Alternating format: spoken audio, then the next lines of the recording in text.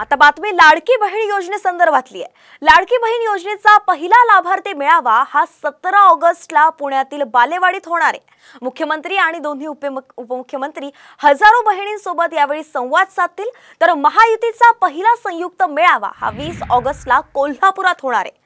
तसंच महाराष्ट्रभर झालेल्या मेळाव्यानंतर मुंबईत महायुतीची शेवटची सभा होणार असल्याची सुद्धा माहिती आहे।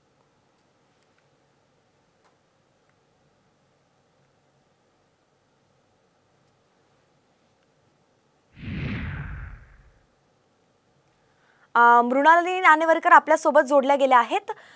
मृणालिनीजी, नेमकं काय सविस्तर माहिती आहे या मेळाव्यासंदर्भातली? पहिला मेळावा होणार आहे।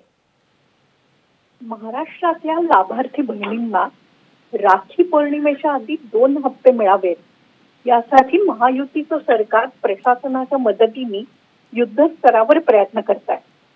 2 हप्ते आधी मिळाले आणि त्यानंतर निवडणुकीच्या आधी 1 हप्ता मिळाला तर वातावरण निर्मितीला मदत होईल, महिलांच्या हातात पैसे खेळते राहतील, हे त्यामागचं गणित आहे। आता राखी पौर्णिमा 19 ऑगस्टला असताना त्याच्या 2 दिवस आधीच 17 ऑगस्टला बालेवाडीमध्ये हा मोठा संयुक्त लाभार्थी मेळावा घ्यायचा ठरलाय। सध्या आचारसंहिता नसल्यामुळे निवडणुकाच्या तारखा जाहीर झाल्यानंतर ती लागू होते, त्यामुळे सरकारी खर्चाने या भव्य मेळाव्याचं आयोजन केलं जाईल। साधारणतः 1 लाख बहिणी या मेळाव्याला हजर राहाव्यात असे सरकारचे प्रयत्न आहेत। मुख्यमंत्री आणि दोन्ही उपमुख्यमंत्री या बैठकीला उपस्थित राहतील आणि सरकारच्या वेगवेगळ्या योजनांची माहिती ते बहिणींना या निमित्तानं देतील।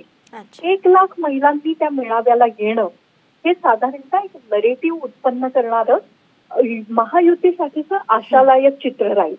याबरोबरच या मेळाव्याची तयारी करताना 20 ऑगस्टला पुन्हा एकदा कोल्हापूरमध्ये 3 नेते एकत्र येतील।